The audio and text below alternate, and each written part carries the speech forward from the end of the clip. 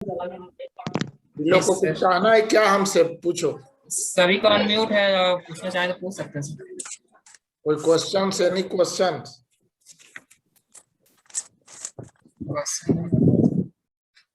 कोई क्वेश्चन है? नहीं है सर, कोई बोल नहीं रहा। चलो सीधे विषय पर आते हैं। एक बार सर वो पहले म्यूट कर लेते हैं, आवाज क्लियर नहीं है। सर अनम्यूट कीजिए।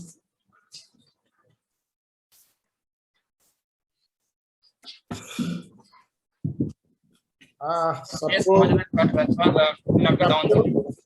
सबको करो। अनम्यूट नहीं है सब। नहीं सर, सभी को अनम्यूट है सर। मेरी आवाज है ठीक? Yes sir.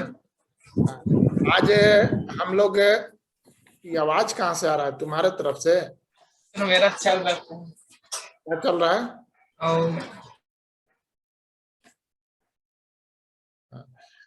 हम लोग बात कर रहे थे तुम लोग का, हमको पढ़ाने का जो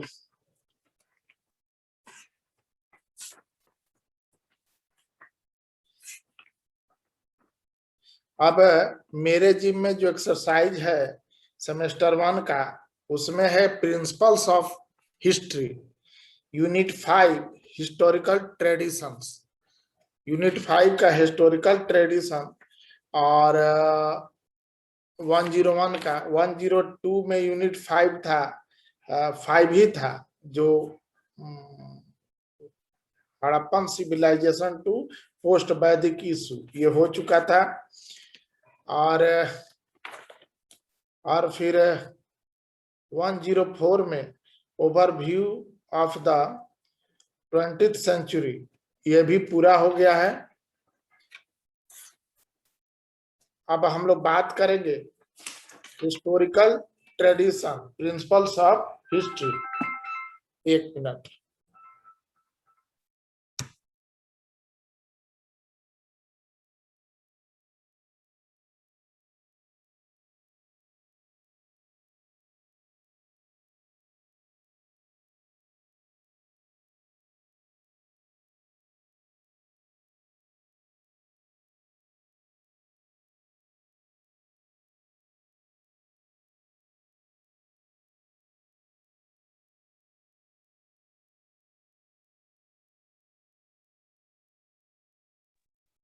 आज हम बात करेंगे 101 का प्रिंसिपल्स ऑफ हिस्ट्री, और इसी में यूनिट 5 है हिस्टोरिकल ट्रेडिशन। ये हिस्टोरिकल ट्रेडिशन इट मीन्स ऐतिहासिक परंपरा। ऐतिहासिक परंपरा में 4 टॉपिक है। एक है ancient, Itihasa and Purana tradition. B है Buddhist and Jain historiography, Banabhatta and Kalhana. और सी है medieval tradition of Indo Persian writing in Indian history. और डी है मॉडर्न का orientalist and nationalist writing in Indian history. आपको हम हिंदी में समझा देते हैं। हिस्टोरिकल ट्रेडिशन मतलब ऐतिहासिक परंपरा, इसमें ए है एंशिएंट, इतिहास पुराण ट्रेडिशन, प्राचीन भारतीय प्राचीन इतिहास पुराण ट्रेडिशन। एंशिएंट पीरियड में, प्राचीन भारतीय इतिहास में इतिहास और पुराण की परंपराएं। बी है Buddhist and Jain historiography, Buddhist बौद्ध एवं जैन इतिहास लेखन, विशेषकर वानभट्ट तथा कलहण के संबंध में। मेडियाइवल मध्यकाल में ट्रेडिशन ऑफ इंडो पर्सियन, भारतीय और ईरानियन यानी पर्सिया राइटिंग, वो भारतीय इतिहास को किस प्रकार से लिखते हैं। और मॉडर्न में ओरिएंटलिस्ट यानी प्राच्यवादी पुराणपंथी एंड नेशनलिस्ट और राष्ट्रवादी जो राइटिंग है इतिहास लेखन का, वह भारतीय इतिहास में किस प्रकार से है। सबसे पहले आप लोग को यह जानना चाहिए कि यह ट्रेडिशन क्या है। हिस्टोरिकल ट्रेडिशन क्या है, इतिहास में परंपरा क्या है। तो सबसे इस पर एक छोटा सा वृत्त, एक सर्किल मैं बना देता हूं, आपको समझ में आएगी। क्योंकि हिस्टोरिकल ट्रेडिशन है, उसी में प्राचीन भारत है, उसी में मध्यकाल भारत है, उसी में आधुनिक भारत है। इन इन जो कालावधि है, कालखंड है, टाइम पीरियड है, इस पूरे टाइम पीरियड में इतिहास परंपरा पर क्या क्या चर्चाएं होती है। और इसी में बुद्धिस्ट और जैनिज्म, ये दो बहुत महत्वपूर्ण भाग हैं, इनको भी हम लोग इस ट्रेडिशन में शामिल किए हैं। इतिहास की परंपराएं, भारतीय इतिहास की परंपरा क्या है। सबसे पहले एक बात आप लोग को जो आम भाषा में लोग समझाते हैं, जिसको हम लोग बार बार यह देखते हैं कि भारतीयों को इतिहास लिखने का ज्ञान नहीं था, इनको इतिहास लिखने ही नहीं आता था। यह बात औपनिवेशिक काल में 19वीं शताब्दी में तब आई जब हमारे ग्रंथों के साथ मेल मिलाप पाश्चात्य जो विज्ञान है, जो यूरोपियन विद्वान है, जब उनसे हमारा मेल मिलाप होता है और हमारे साहित्यों को वो लोग देखते हैं, भारतीय साहित्यों को देखते हैं, तो ये इतने रिचेस्ट लिटरेचर हैं कि वे उसको देखते हैं, पढ़ने की सब इच्छा करते हैं, अनुवाद करने की सब इच्छा करते हैं, लेकिन यह बताते हैं कि इनको लिखने ही नहीं आता है, इतिहास की परंपरा नहीं है।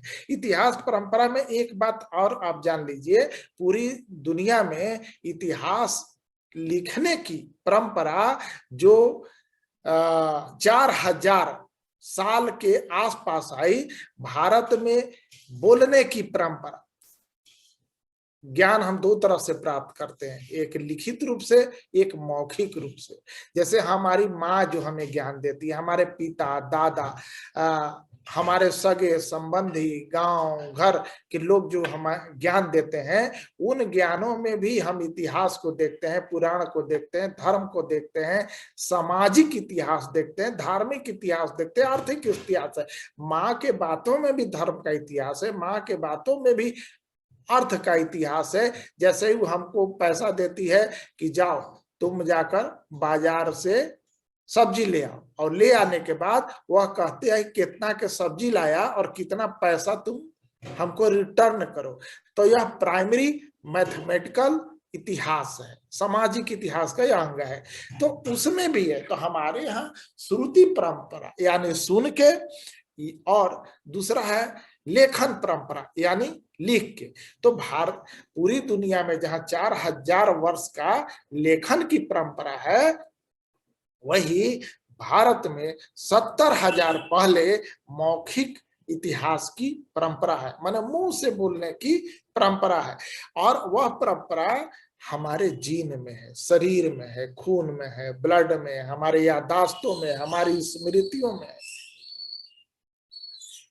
कैसे है कि जैसे एक उदाहरण स्वरूप हिस्टोरिकल ट्रेडिशन में बताऊं, तो अगर तुम अपने दादी के पास जाते हो और कहते हो कि देखिए दादी मेरे कान में दर्द है, कान में दर्द है, तो तुरंत 4 दवा बता दी। ऐसे करो कि यहाँ अगर दर्द है तो थोड़ा कपड़ा गर्म करके सेक लो, तो कान में इस चीज का कोई गेंदे का फूल है या तुलसी का पत्ता है, उसको पूरा ही करके उसका 2 बूंद रस डाल लो, वगैरह वगैरह वगैरह। पैर में दर्द हाथ को दे देती है। अपीती वो ठेपा छाप है, उसको कोई अक्षर का ज्ञान नहीं है, उसको मौखिक ज्ञान है। उसने मौखिक पढ़ाई की है अपने पूर्वजों से, अपने माँ से, बाप से इत्यादि, गांव घर से। उसकी मौखिक परंपरा काफी सुदृढ़ है। इसलिए इतिहास में जो मौखिक परंपरा है उसमें वह आगे है, लिखित परंपरा में वह शून्य है। तो ट्रेडिशन, हिस्टोरिकल ट्रेडिशन, जहां दुनिया 19वीं शताब्दी से इतिहास लिखने की बात करती है और कहती है कि भारतीयों को इतिहास नहीं लिखने आता है, ऐसी बात नहीं है। इतिहास लिखने की परंपरा भारतीयों को नहीं आती थी, यह बात पाश्चात्य यानी विदेशी विद्वानों ने हमें बताया, लेकिन विदेशी यूनिवर्सिटियों में चाहे उनके संपर्क में पढ़े लिखे भारतीयों ने भी यह बताया कि भारत में इतिहास लेखन की परंपरा का अभाव था। यह ट्रेडिशन की बात है, हम लोग बात करते जाएंगे और ट्रेडिशन को बीच बीच में आत्मसात करते जाएंगे, इस पर बात विचार करते जाएंगे। हम आज पहला टॉपिक लेते हैं जो है एंशियंट, इतिहास, पुराण, ट्रेडिशन। इतिहास एंशियंट माने प्राचीन काल में भारत का इतिहास और पुराण की परंपरा क्या थी। तो इसमें आप देखिएगा कि अतीत से लगाव मनुष्य का जन्मजात गुण है। दुनिया के सारे मनुष्यों का अपने अतीत से जन्मजात गुण है और प्राचीन भारत के लोगों में अतीत के प्रति एक जीवंत चेतना है, एकदम जीवंत चेतना। हम जानना ही चाहते हैं, हम इस बात को जानना ही चाहते हैं कि हमारा इतिहास क्या है। दुनिया में भले लोग इतिहास को इतिहास की दृष्टि से देखें, लेकिन हम इतिहास में भी धर्म की देखते हैं कि पूर्वजों को जानना हमारा अधिकार है, हमारा जन्म सिद्ध अधिकार है। तो इसलिए आप जब भारतीय किसी भी घर में जाइएगा, आप जनजातियों में जाइएगा तो देखिएगा कि बहुत सारे ऐसे रस्म रिवाज हैं जिसमें पुरखों की पूजाई होती है, चाहे मसना सरना वगैरह वगैरह की जितने विधियां हैं, उसमें कहीं ना कहीं हिंदूज में जाइएगा, हिंदू दर्शन में, आप सिखिज्म में जाइएगा, जितने में जाइएगा विशेषकर भारत में, तो देखिएगा कि हम अपने से जुड़े हुए पाते हैं। बात बात में कोई भी व्यक्ति बात करेगा, अरे तुम्हारा खानदान को हम जानते हैं, मैंने तुमको जानता है, तुम पढ़े लिखे हो, वो उसकी तुलना नहीं करता है, लेकिन वो बताता है कि तुम्हारे खानदान को हम जानते हैं। व्हाट इज खानदान? हमारे जो पूर्वज हैं, यानी हमारे जो आज इतिहास बन चुके हैं, वो उसको जानता है, वो उसको जानता है। तो यहाँ पर दुनिया के अन्य जगहों से जहां प्राचीन से जिसका लगाव है, भारत में सिर्फ लगाव नहीं है, हमारा इतिहास पूजनीय है और हमारा अधिकार है उसको जानने का, यह आत्मसात होती है।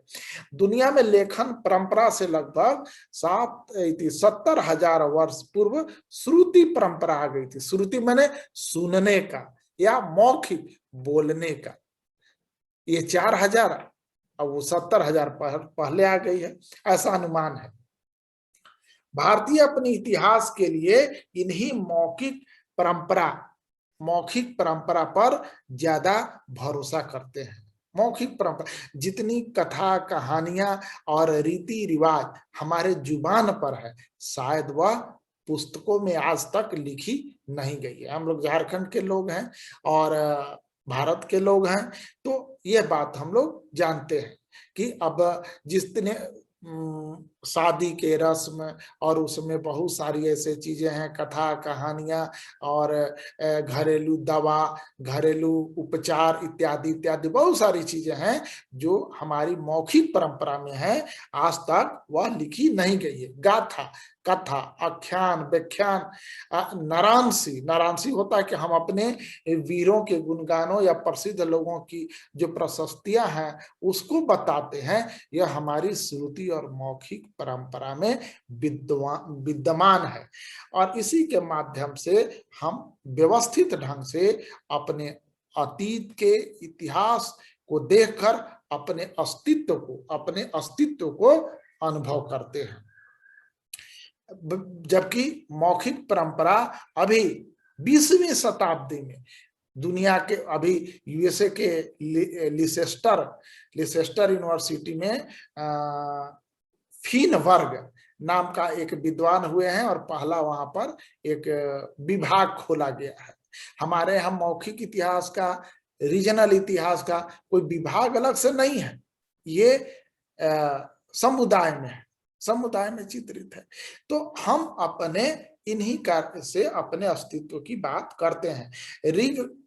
अगर हम लिटरेचर की बात करें तो वेद हमारा बहुत पुराना भारतीय लिटरेचर है और ऋग वेद में भी एक स्पष्ट और व्यवस्थित रूप से मौखिक इतिहास को ही लेखन में सहेजा गया है। भगवान वेद व्यास, महर्षि वेद व्यास वेद के संकलन करता थे, यानी उन्होंने लिखा नहीं बल्कि उन श्रुतियों को जो उस समय लोग बोलते थे मंत्र के द्वारा और यज्ञ के द्वारा इत्यादि इत्यादि जो समाज में प्रचलित थी, उन्होंने उसी चीज को संकलित किया और संकलित करके वेद में ऋग्वेद बनाया और फिर यह वेद 4 भागों में बटा। वेद लेखन से पहले मौखिक रूप में भारतीय इतिहास परंपरा में विद्यमान थी।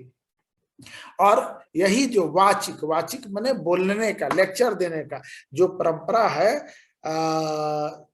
सबसे आरंभिक रूप में, जब आरंभिक रूप में था, गाथा में आख्यान, इतिवृत्त, इतिवृत्त मतलब होता है घटना, कोई घटना का के बारे में वृत्तांत कहना, बताना। तो इतिवृत्त चाहे किसी वंश के बारे में, मैंने बोला ना कि तुम किस खानदान के हो, तो खानदान का अर्थ मेरे पिता नहीं, पता चलेगा 5 पीढ़ी के लोग, तुम्हारा परदादा के पिता ऐसे थे तो ये थे, ये थे, ये वंश परंपरा है को पुराण तथा इतिहास में हम लोगों ने लेखन के रूप में समाविष्ट किया है। कोई नया जनरेट नहीं किया है। पुराण में जो बातें हैं वो कोई नया जनरेट किया हुआ बात नहीं है। पुराण और इतिहास जिनका उल्लेख सर्वप्रथम अथर्ववेद में है। ऐसे भारत के जितने भी वैदिक लिटरेचर हैं, चाहे वो रामायण हो या महाभारत हो, उपनिषद हो, ब्राह्मण ग्रंथ हो, जितने भी ग्रंथ हैं, वेद हो, उस सब में यह जो शब्द है पुराण और इतिहास कहीं ना कहीं किसी न किसी रूप में आता है। और जब हम बात करते हैं, आप लोगों ने सुना होगा इतिहास लेख, इतिहास लेख का जो लिखा है ई श्रीधरन ने, उनके भी पुस्तक में आप मौखिक इतिहास कर रहे हैं, ट्रेडिशन जो है एंशियंट का जो है इतिहास एवं पुराण ट्रेडिशन, उन्होंने भी अपनी पुस्तकों में लिखा है। हालांकि उस पुस्तकों में बहुत सारी ऐसी बातें लिखी हुई हैं जिनका मैं किसी भी मंच से, किसी भी सेमिनार में खंडन भी करता हूं। तो उन्होंने ई श्रीधरन ने लिखा है पुराण इतिहास जिनका उल्लेख सर्वप्रथम अथर्ववेद में हुआ है, ब्राह्मण, आरण्यक, उपनिषद। ब्राह्मणों में, आरण्यकों, आरण्यक ग्रंथ में, उपनिषदों में एक साथ इस सारी बातों का जिक्र आया है।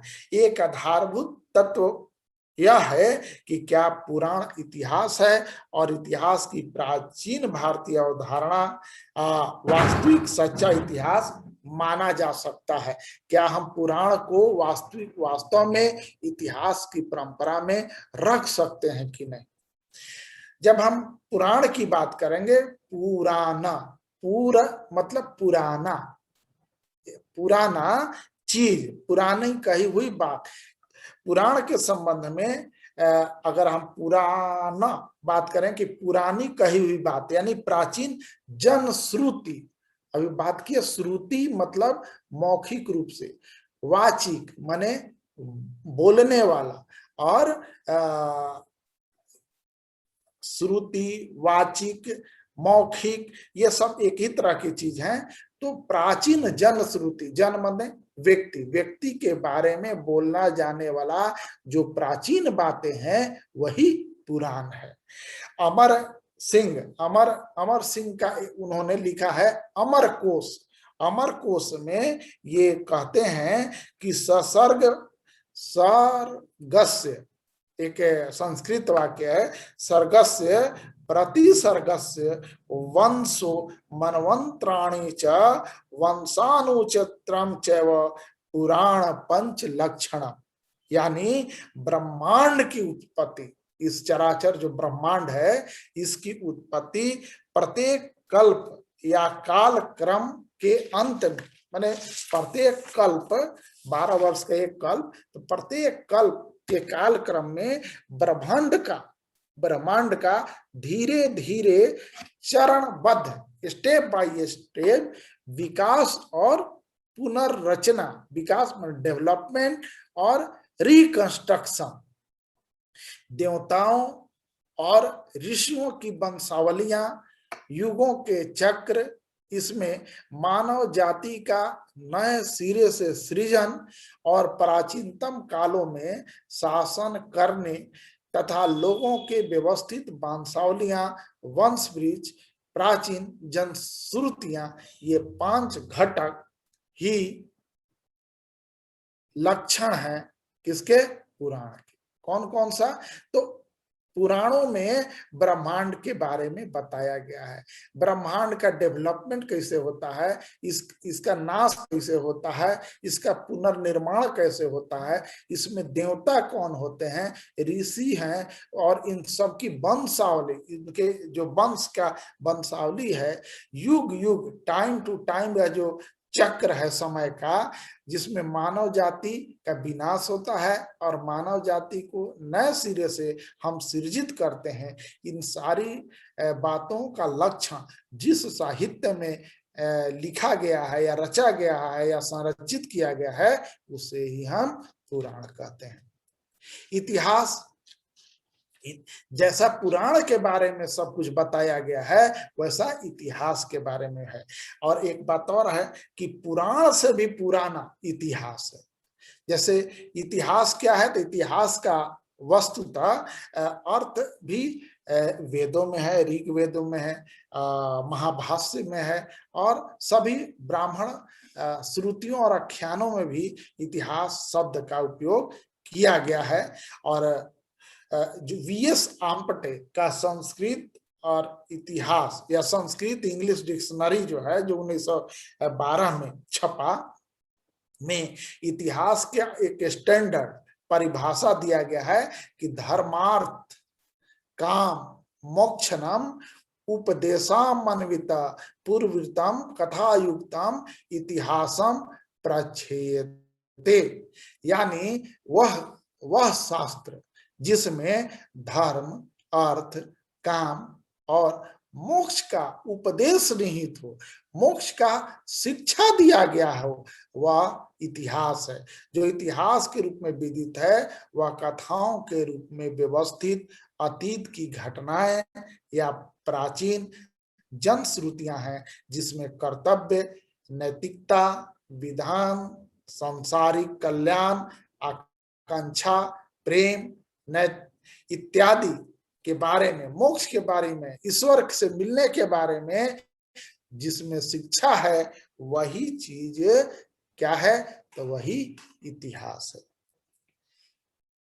धर्म, अर्थ, काम, मोक्ष, भारतीय वाङ्मय में, इतिहास में ये बताया गया कि इतिहास क्या है, तो जिसमें धर्म का, अर्थ का, काम का और मोक्ष का, ये 4 चीजों को, जिससे हमको शिक्षा मिलता है। शिक्षा कैसे मिलता है? तो मौखिक रूप से मिलता है। मेरी आवाज आप लोग के पास जा रही है? कोई अनम्यूट करके देखो, बोलो जा रही है? मेरी आवाज आप लोग के पास है? इशारा करो। जी सर, जी सर, है सर, है। हाँ सर, ठीक है। तो धर्म, अर्थ, काम और मोक्ष की शिक्षा जिससे मिलती हो, जिस लिखित साहित्य से मिलती हो, जिस मौखिक साहित्य से मिलती हो, जिस श्रुति साहित्य से मिलती हो, जिस वाचिक साहित्य से मिलती हो, यानी बोलने की विद्या से, लिखने की विद्या से, सुनने की विद्या से, धर्म, अर्थ, काम, ये 4 चीजों का मिल है। इसी को भारतीय दर्शन भी कहते हैं और इसी को हिंदू दर्शन भी कहते हैं। यह सनातन दर्शन भी इसी को कहा जाता है। धर्म, पहले इसको समझिए, धर्म क्या है? धर्म क्या है? तो भारतीय जो साहित्य है, जो वैदिक साहित्य है, वैदिक लिटरेचर है, उसमें धर्म की व्याख्या की गई है। एक लाइन में धर्म की व्याख्या है कि जिसको धारण किया जाए वही धर्म है,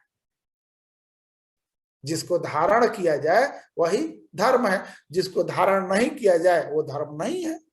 तो धारण क्या किया जाए? तो जैसे परिवार, अब आप पुत्र हैं तो पिता को आप किस प्रकार धारण कर रहे हैं, भाई हैं तो भाई को आप किस प्रकार धारण कर रहे हैं, आप पुत्र हैं तो माँ को किस प्रकार धारण कर रहे हैं, आप अगर किसी के पति हैं तो पत्नी को किस प्रकार धारण कर रहे हैं। तो इन सारी रिश्ताओं को धारण करना कहते हैं कि पिता के प्रति आपका क्या धर्म है, पत्नी के प्रति क्या धर्म है, पत्नी का पति के प्रति क्या धर्म है, समाज के प्रति क्या धर्म है। ये धर्म की परिभाषा यही दी गई है, न कि मंदिरों में पूजा कीजिए, ये कीजिए, वो सब चीज है। भगवान के प्रति आपका क्या धर्म है। भगवान का अर्थ दिया गया है प्रकृति से, प्रकृति से दिया गया है कि ईश्वर क्या है, भगवान जिसम ईश्वर क्या है, तो ईश्वर सच्चिदानंद स्वरूप निरंकार, इस तरह से एक व्याख्या दिया गया है। सच्चिदानंद जो सत्य है, जो चित्त है और जो हमको आनंद देता है, जो सत्य है, जो चित्त है और जो आनंद हमको देता है। प्रकृति आपको आनंद देती है। जो निरंकार, जिसमें कोई आकार नहीं है, हालांकि वो थोड़ा सा अलग विषय हो जाएगा। तो धर्म है जिसको धारण किया जाए। कर्म, कर्म क्या है, जो आप करते हैं। कर्म क्या है, तो उसके लिए नैतिकता आपकी होनी चाहिए, क्या करना है और क्या नहीं करना है, वो कर्म है। धर्म, अर्थ, अर्थ क्या है, तो अर्थ है, देखो जैसे धर्म है तो धर्म क्या है, रिलीजन। अर्थ क्या है, इकोनॉमी।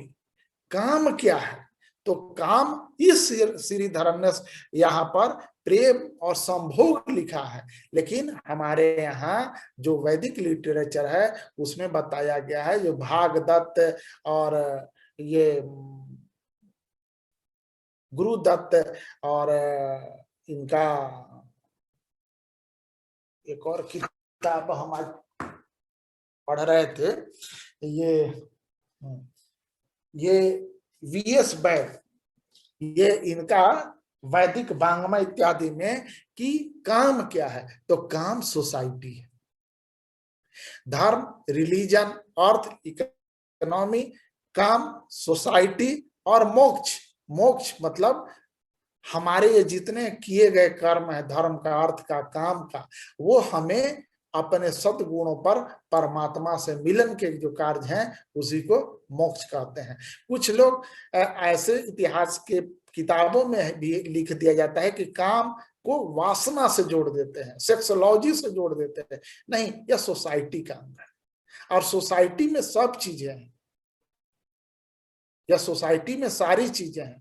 किसी भी सृष्टि की रचना कैसे की जा सकती, ये सारी बातें से लेकर सोसाइटी के जितने अंग है, सामाजिक, धार्मिक, पुरातात्विक, भौगोलिक, सब इसके अंग है।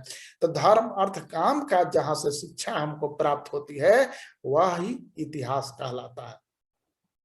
किसी लिखित सूचना को स्वयं में इतिहास मानने के लिए आरजी क्लिंगवुड 4 तरह के मापदंड बताते हैं कि कौन कौन सा मापदंड होना चाहिए।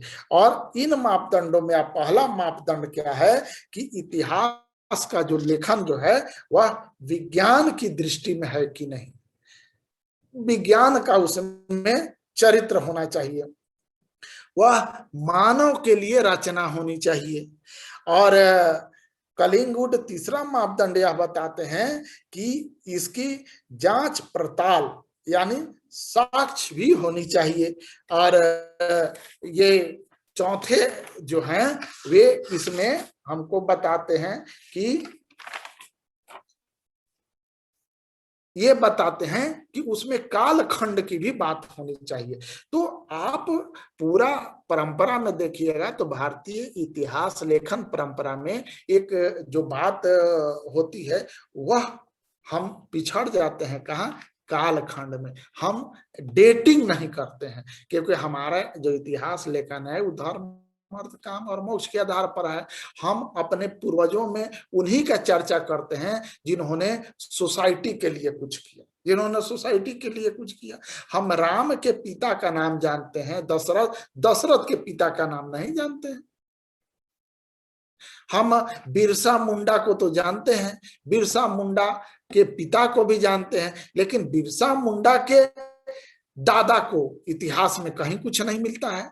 यानी जो लोग धर्म अर्थ काम और मोक्ष के उपदेश सोसाइटी को नहीं देते हैं, जिनसे सोसाइटी को ये चार चीजें प्राप्त नहीं होती है, वो भारत के इतिहास में शामिल नहीं होते हैं। और इन्हीं कारणों से हम डेटिंग करना भूल गए। और इस श्रीधरन ने अपनी जो किताबें लिखी है उनके अनुसार न तो पुराण की और न ही इतिहास की जो परिभाषा है, डेट नहीं होने का, विज्ञान हमारे पास है, साक्ष्य हमारे पास है, ये चार चीजों में तीन तो है, लेकिन पुराण को हम इतिहास नहीं मानेंगे। क्या नहीं मानेंगे? उसमें डेटिंग नहीं है। तो सिर्फ डेट न होने के कारण पुराण को इतिहास के मापदंड पर हम खरा हुआ उतरता नहीं देखते हैं, जबकि तीन चीज तो उतर रहा है।